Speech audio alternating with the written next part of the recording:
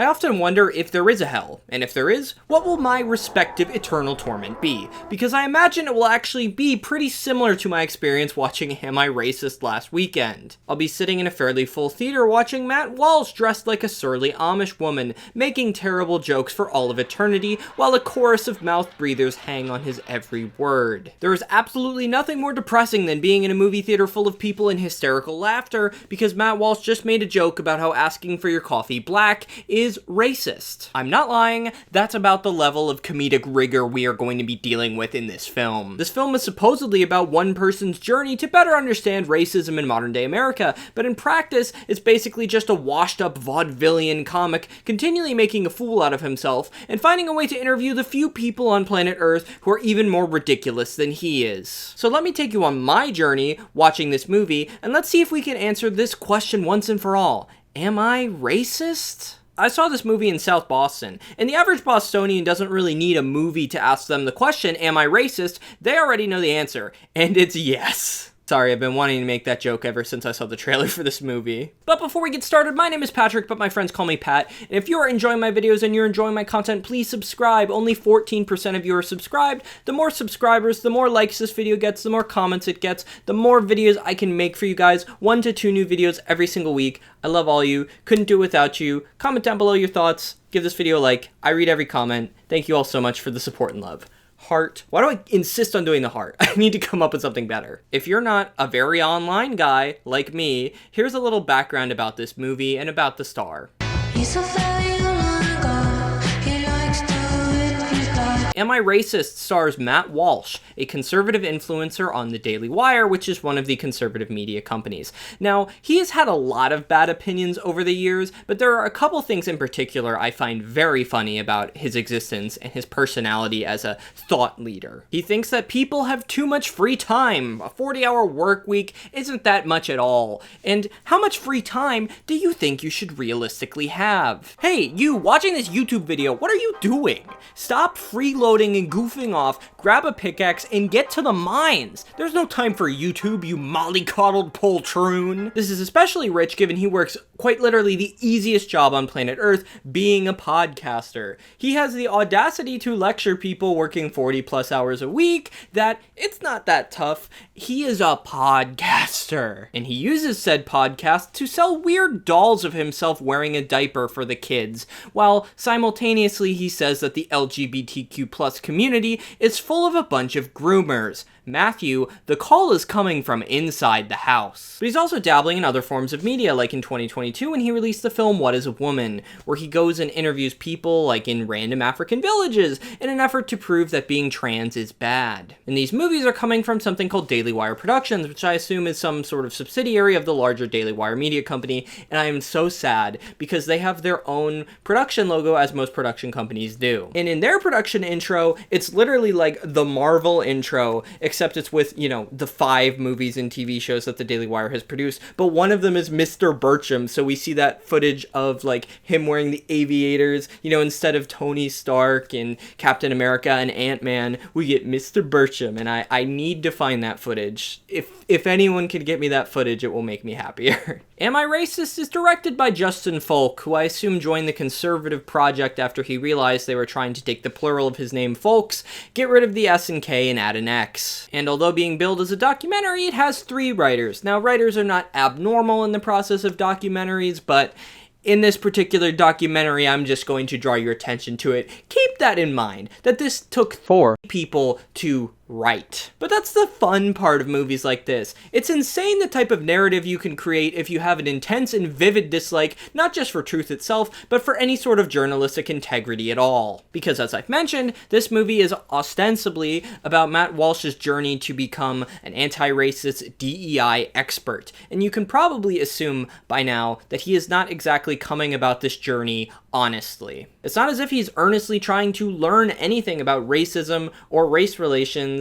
or really do anything besides further the beliefs that he believed coming into this movie and the things that he still believes coming out of it. It's actually very similar to a film called Super Size Me, one of the most famous documentaries ever, where the hypothesis and the conclusion were already predetermined and already in sync from day one of production. And not to speak ill of the dead, but Morgan Spurlock's 2004 documentary Experiment, where he eats only McDonald's for 30 days, is somewhat diminished when you realize that he was binge drinking the entire time he was doing this experiment. Hi, my name is Trevor Moore. I am doing a documentary on whether or not it's healthy to drink nothing but whiskey for 30 days. I have no doubts that eating McDonald's every day is bad for you, just as drinking every day is bad for you. But I like to think if you can just choose one, throw in a couple salads and some exercise, maybe you'll be okay. Or, at least that's what I tell myself when the only food I have in an entire day is the $6 McDonald's combo meal. It's called intermittent fasting, guys, and it's actually good for you. And Am I Racist functions very similarly. Instead of a documentary, it's more accurate to describe Am I Racist as a comedy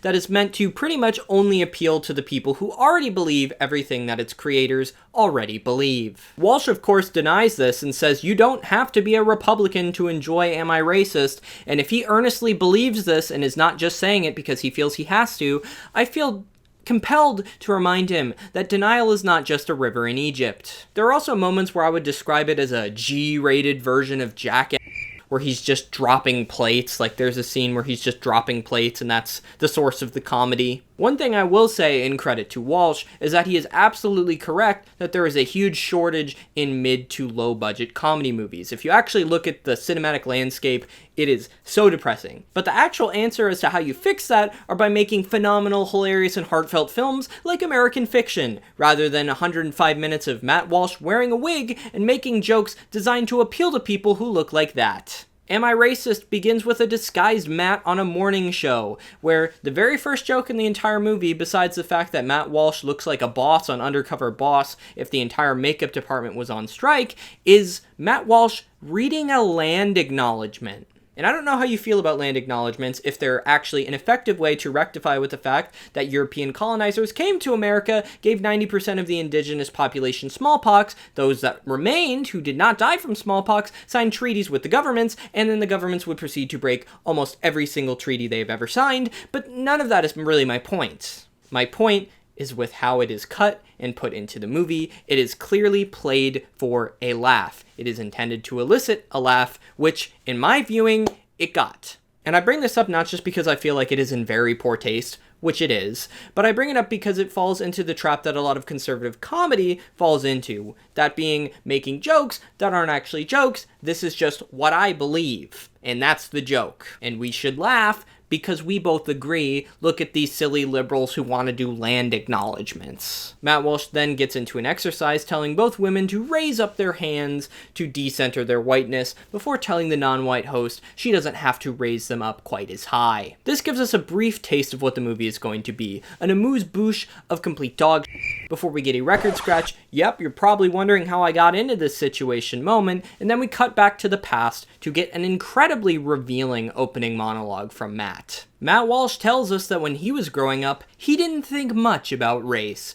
I never thought much about race. Which is a statement so absurd I can tell he didn't really read all those books he pretends to read throughout the movie. It's very easy to not think about race when you live in a society where you do not experience racism, discrimination on the basis of your race. Matt experiences discrimination for a completely different reason. It's because he looks like an inbred Cabbage Patch doll. I don't know what's going on with your beard, but you need to trim it in a different way. It is not working. This notion of colorblindness is not afforded to people of color in this country, who have to make the realization that in a lot of cases, their race will matter. And in some cases, it's gonna matter a lot. Those who experience racism do not have the luxury and never will have the luxury of not thinking about their race, at least some of the time. And further, I'd say the idea that we can live in a colorblind society in America at the present day is incredibly rich, given that people like Matt Walsh and other people in the conservative media influence bubble are right now, as of the time I'm filming this, accusing an entire group of people of eating cats and dogs, primarily on the basis of their race. No, the Haitians may not have eaten other people's cats yet, or maybe they have, but... And maybe Matt Walsh hasn't had to think about race because the worst thing white people are accused of eating is food without spices, rather than people's childhood pets. And this is completely immaterial, but I'd like to think that my spice cabinet beats the white people don't use spices allegations, but there's a picture there, you guys can be the judge for yourself. Anyways, after this ignorant rambling, we see Matt Walsh in a diner as he is asked by a black waitress how he likes his coffee. He then pauses to play for laughs as he contemplates whether or not asking for his coffee black is racist. And I know I make a lot of stupid jokes here on this channel, but I genuinely truly believe that if you find this joke funny, you may have gotten a lobotomy and your doctor just may have not told you. They're probably just waiting for the right moment. It's always too soon. And so launches the plot of this movie as Matt Walsh seeks to become a DEI expert primarily by interviewing other DEI experts, and I'm skeptical about this entire process, and you'll see why very shortly. We start with Kate Slater, an anti-racist scholar practitioner according to her website, most famous for developing something called the Anti-Racist Roadmap. And I'm just going to address a few things here about the overall interview format, not just about Slater, although they also apply to her. Very few people in this movie end up looking good at the end of it. And this is for a couple reasons, but the first and less evident one is you have to keep in mind you are watching a movie. All of these conversations are going to be selectively edited. These are, in some cases, 2-hour conversations distilled into 5-minute sections in the movie, with those 5 minutes being designed to make the subject look as dumb as humanly possible given the contents of that interview. And just speaking from my own experience, you have so much power when you are distilling something that someone has said over a long period of time in a short period of time. Maybe a lot of the stuff that Slater was saying about the historical context that led to systemic racism in the country were cut out. Instead, we are only seeing the clip where she would not let her daughter dress up like Moana for Halloween. And seeing that clip was really unfortunate because Spirit Halloween will not accept my return. So if someone is willing to take it off my hands, please DM me. But that's the whole point, right? If you boil down somebody's supposed argument to just the things they have said that are the most frivolous, the most vapid, it becomes so much easier to reduce their entire position to something that is similarly stupid. And secondly, there are a lot of things said throughout the movie, not just by Slater, but by other academics, that frankly do not come off as particularly reasonable or productive things to say. And I think it's very telling that one of the only speakers that really seemed to get into the historical context and the social underpinnings that create racism that persists to the modern day had almost all of her interview completely edited out of the final movie, basically just slammed into a montage. Reagan Bird, who was providing what looked like a lesson to Matt Walsh, we can tell because the whiteboard, the stuff that's on the whiteboard, you can clearly tell is written out history, vital context to understand racism in America. None of that made it into the final movie, only a few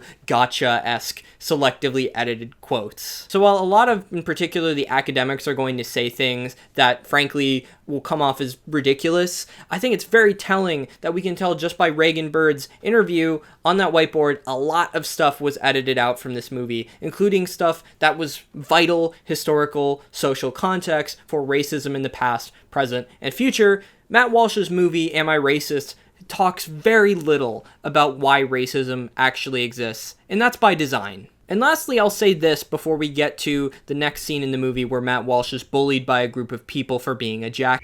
It's very easy to make people look bad and find people who look bad and make fun of them and make yourself feel better. I mean, after all, what do you think this video is about, and what do you think all these other videos on my channel are about? It becomes even easier to make yourself look better when you have the ability to film lengthy interviews and then selectively edit them, a luxury that I don't really have when I'm talking about the Reagan movie or Mr. Bertram. There's no secret scene in any of those movies that suddenly makes them enjoyable and logical. And it bears saying that a lot of reality television shows do this too, but most reality television shows don't also say, like Am I Racist does, that racism really isn't that big of a problem in America. And to just say one positive thing about Slater before we move on, she does say that being an anti-racist involves confronting your racist Thanksgiving uncle. So yes, conservative Thanksgiving uncle mentioned! She is a friend of the channel. She can call me Pat. Before Matt goes to his first group session, he goes to a bookstore to try to get some diverse books, and then becomes incredulous to learn that diverse books do not include cishet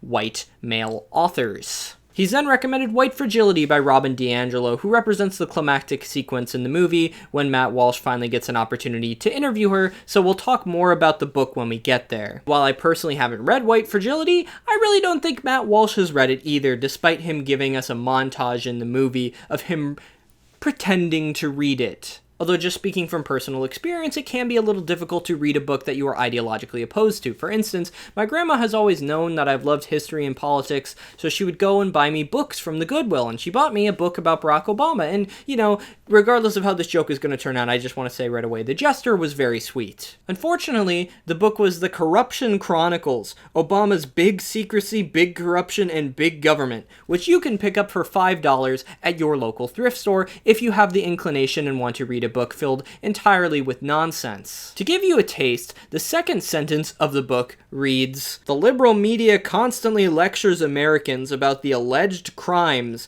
of the Nixon administration." And for those of you unfamiliar with Watergate, the biggest scandal in American history, Watergate is the biggest scandal in American history. Highly illegal, not alleged, the crimes, they happened. The phrase is be gay, do crime, not be Tricky Dick Nixon, do crime. It doesn't sound quite as good. Let's all go to the lobby. Matt then joins a group to participate in a racism grief support group hosted by someone named Brisha Wade, who the movie then lambasts for having the audacity to charge $30,000 for what appears to be an all-day workplace seminar. And I find it pretty funny that the movie is just seemingly completely unaware of how much money consultants, not just in the DEI field, but in every other field, actually charge for services like this, because it's pretty expensive. One thing that's going to be a trend throughout the entire movie is Matt is just going to keep interrupting people for seemingly no reason, while the people he interrupts are just exceptionally polite. Like, he interrupts Brisha Wade, like, probably 5 times before she really gets annoyed and says, "If you interrupt me one more time, I'm going to kick you out." And then he interrupts her one more time and he still gets a little bit of a grace period before he finally gets kicked out. When talking about his anti-racist goals, he stops talking and then interrupts another person speaking because he wants to apologize to all black people. Very cool, very normal. Well, why don't we have him apologize to you?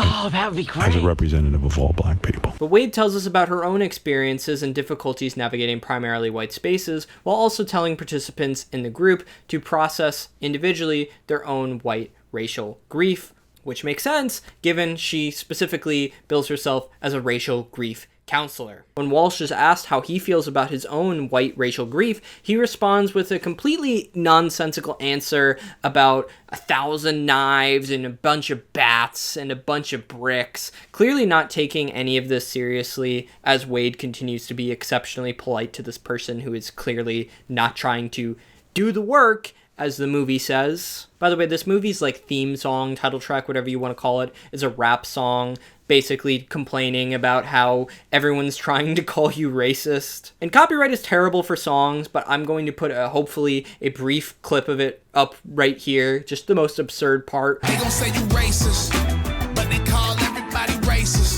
The crowd eventually realizes who Matt Walsh is and basically bully him out of the room, which makes sense. It would essentially be like realizing you've accidentally invited the big bad wolf to the 3 Little Pigs support group. I'm sure that second little pig had a lot of grief to process after he probably felt like he was so secure in that stick house, like, oh, my idiot brother with the straw house is here. What stupid moron makes a house out of straw? But I'll be safe in my stick house. Nope. He huffed, he puffed, and he blew your house down, and now your needs therapy. But given that, Matt decides that he's going to need a costume, so he puts on that dead carcass of a wig that he wore to crash the Democratic National Convention in a bunch of displays that are just really weird in an effort to promote this movie. But now the plot can really get going, because he prints out an online DEI certification and puts it in his wallet as if it was a badge, and flashes it to a bunch of random white people in Nashville, who really seem more confused than they are angry, as Matt Walsh attempts to rattle off some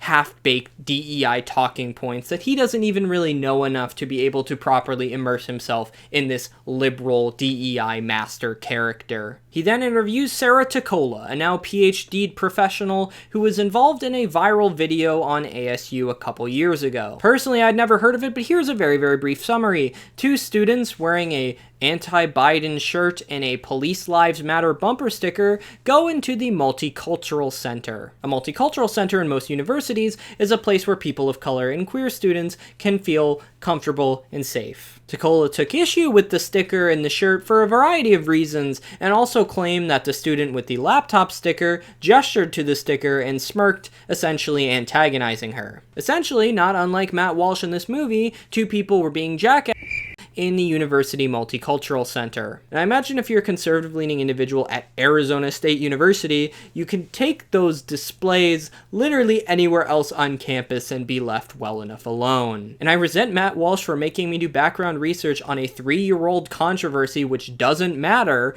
but Sarah Tacola was the subject of that video and now is being paid $1,500 to appear in this documentary and be interviewed by Matt. And when he introduces her, he mocks her field, saying she studied sustainability, whatever that means. And you would think for someone who loves the Bible that much, he would realize that there's not a section of the Bible in Luke that allocates Alpha Centauri for the human race and tells the secrets of how to perfect faster than light travel. This is the only planet we got. I would like to think that the conservatives would like to conserve it, but what do I know? Tacola says that white people, by virtue of growing up in America, have either subconscious or conscious racism, as well as they should feel bad for what their ancestors have done, and further, that white people don't really have any culture. And I'd like to push back on that last one just a little bit. If white people don't have any culture, what would you call this charming festival where we drink beer, we eat pretzels, we eat sausage? Don't look into what the German government did to Africa in the 19th and 20th centuries. Like, let's just move past that.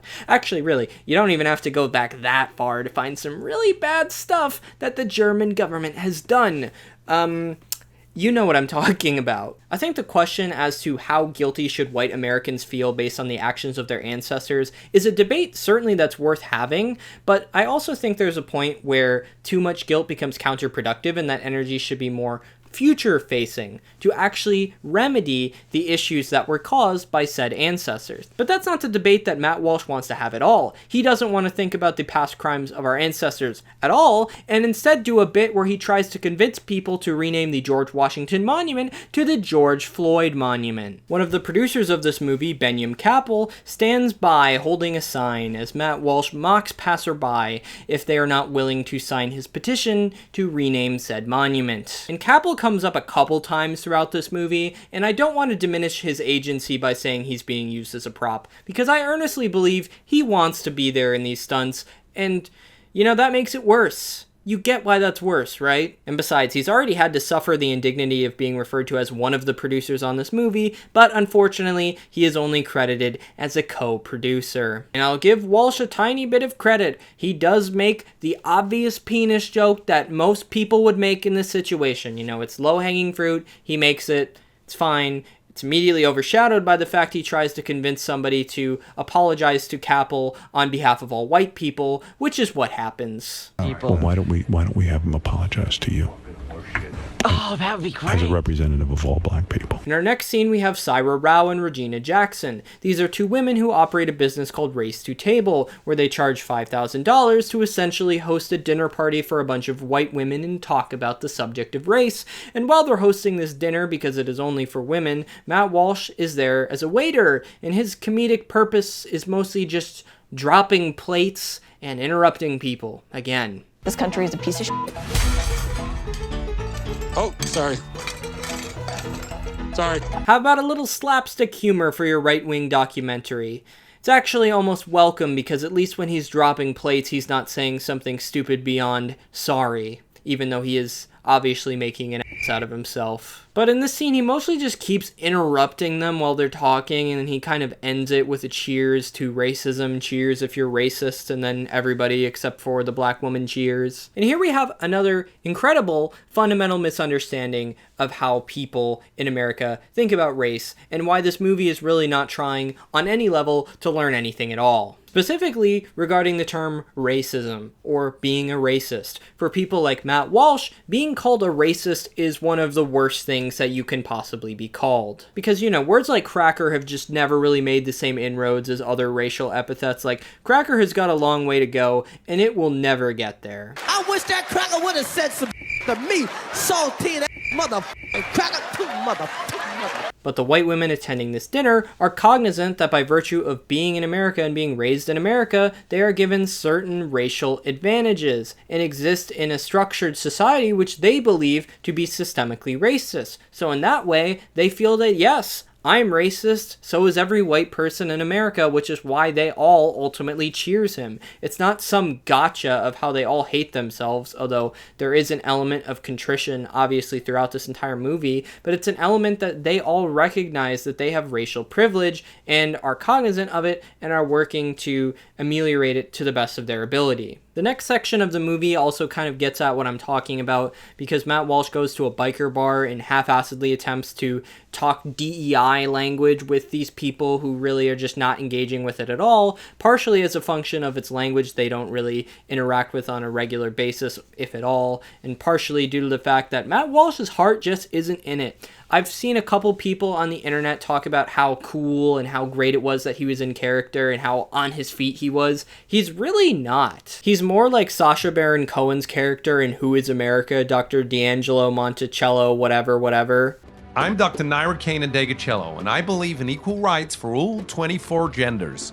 2 weeks after the election was stolen from President Hillary Clinton, I managed to get out of bed. Like, that is a character who exists to be a parody of liberals, which is fine, but that's not what Matt Walsh is supposedly trying to do. He is trying to be a DEI expert and actually engage with people like a self-professed DEI expert actually would, and his heart is just not in it. He'll just basically say buzzwords to people to try to confuse them and get funny clips for his documentary, and that's about it, which is, that's your prerogative, but don't claim you're doing anything deeper or actually revealing anything about society. What do you think about this issue of heteronormativity and how it intersects with the broader structures of racism in society?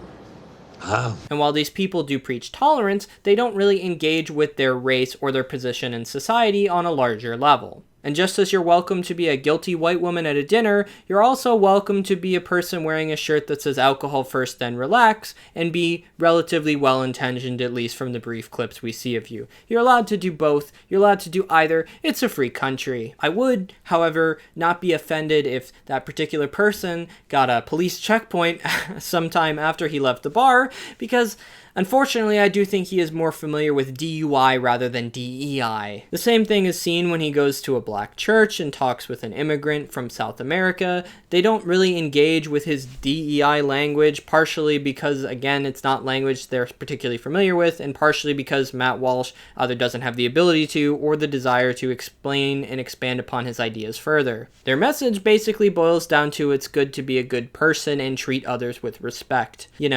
That makes sense. You're going to a church, I would hope most people would say that. There's also a very brief section of the movie where they pay this woman whose children were overlooked by a mascot $50,000 to get an interview with her, to goad her into saying that what the mascot did was an example of racism. This woman, by the way, clearly did not want to be there. She's only in the movie for like 2 minutes, which leads me to indicate the actual context of the interview was pretty short, and the fact that they had to give her a cartoonish amount of money to even get her to show her face once suggests a little bit of hesitancy. And looking into what at least the movie presents to us as that incident of how she held a press conference to hold Disney accountable, while that was probably unreasonable, so is bribing a woman with $50,000 to make her look stupid in an attempt to prove that hate crimes aren't really a thing. Because yes, that's the next part of the movie. That's right, we get a whole section of the movie dedicated to why hate crimes are completely overblown and how everything's great.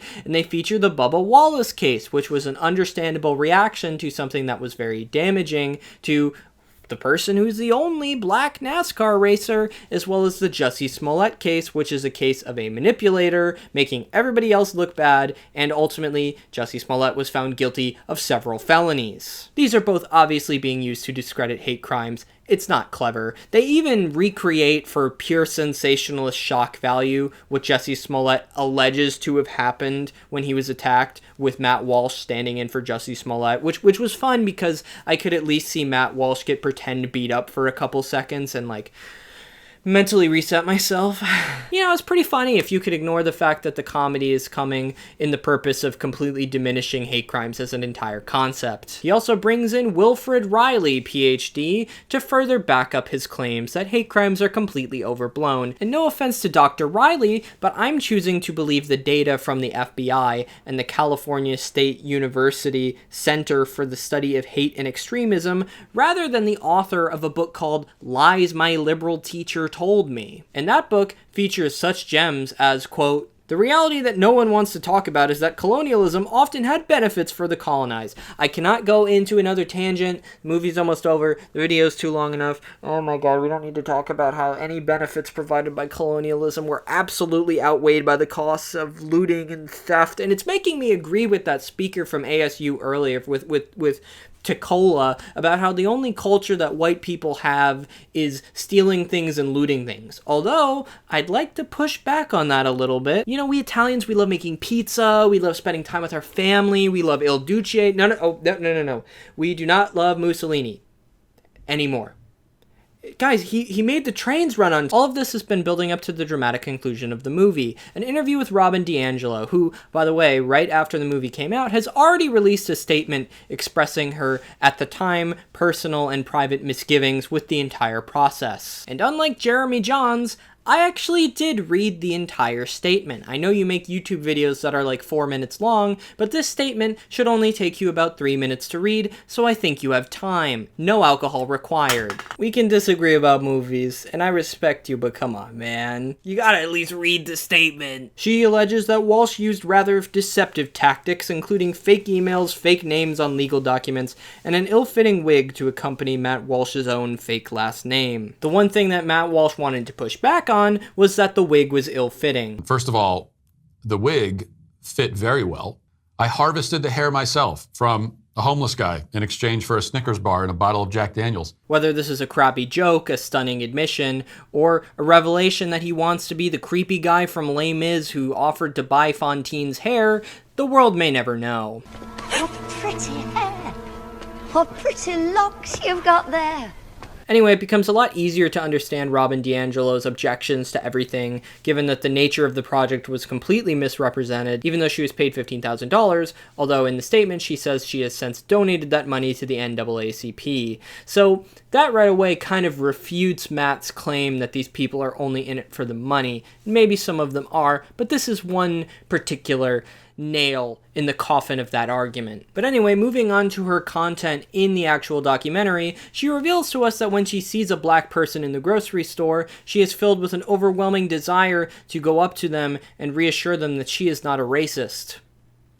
Ma'am, this is a Wendy's? Look, I think it bears saying that for as much as by this movie, Robin DiAngelo is portrayed as like the queen of anti-racism and the pinnacle of anti-racism and anti-racist thought, she has faced obviously a lot of criticism from the right, but also criticism from the left as well. She is far from an undisputed paragon of virtue. She has her detractors, obviously from both sides of the ideological aisle. Still, her potential Trader Joe's weirdness aside, although I don't know if she actually would stand shopping there, I don't think she'd be okay with Trader Jose or Trader Ming, she comes off as very polite throughout this entire interview. Including when Matt Walsh brings back Benyam Campbell and gives him $7 before urging Robin DiAngelo to give him money as well, because it's a form of reparations. Robin DiAngelo repeatedly emphasizes that that's actually not what reparations are. Reparations are not giving random black people random dollar bills you have in your wallet before ultimately giving the guy $30. Matt Walsh then goes on to host his own seminar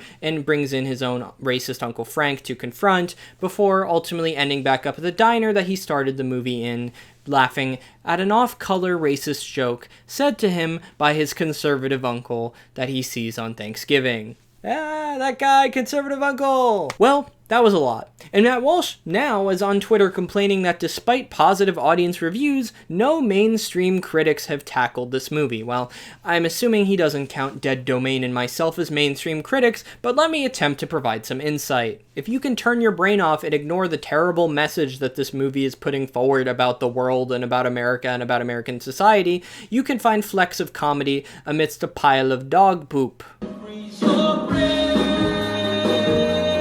A lot of the people who Walsh interviews throughout the movie, as I've mentioned, say things that are just ridiculous, absurd, don't come off well. And if you're not super turned into who Matt Walsh is, what the Daily Wire is, what their purpose for making this movie is, and you only want to take it at a face value of, it's kind of funny that they made Robin DiAngelo give this random black guy $30 because that was reparations. Like, I mean, it's kind of funny they convinced her to do it. I can't dispute that. If you can ignore the ideological components of this movie, which is a very surface level way to process media, but to each their own, then maybe you can go on Rotten Tomatoes and leave a positive review. And I think there's a lot of self-selection, as there often is for movies that are dedicated to a primarily conservative audience. Most of the people seeing this were not liberal. I can tell you that with first-hand experience. Most of the comedy exists with that simple fact at the underpinning of it. If you think that being called a racist is the worst thing that could ever happen to you,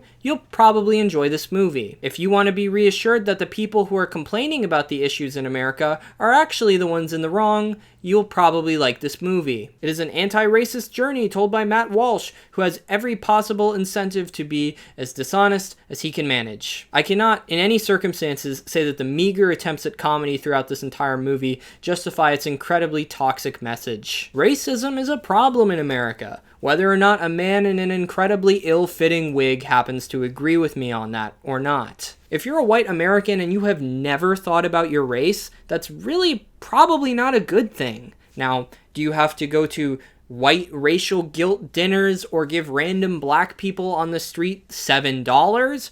Probably not. But I think we owe it to each other and to the country to examine the historical context and structural barriers that have created racism and continue to sustain it. And while it's far greater than any one individual, with awareness can eventually come change. With ignorance, just is this movie. But most importantly, I would advise you not to laugh at the lowest effort joke I've ever seen in my life. Is ordering my coffee black racist? But that's gonna do it for me, guys. I hope you have enjoyed this video. If you enjoyed it, please leave a like, please comment. It helps get this video out to more people, and it is so helpful when you guys do that. Been overwhelmed by all the support recently. Love you all. Couldn't do this without you. But what do you think? Have you seen this movie? Have you heard about it? Is it just ridiculous that this thing even exists at all? That's what I think, but I don't want to bias you. Are you surprised at all by this? Are you surprised by how shallow it is intellectually? Let me know your thoughts in the comments down below. Anyway, my name is Patrick, but my friends call me Pat, and I will see you for the next one.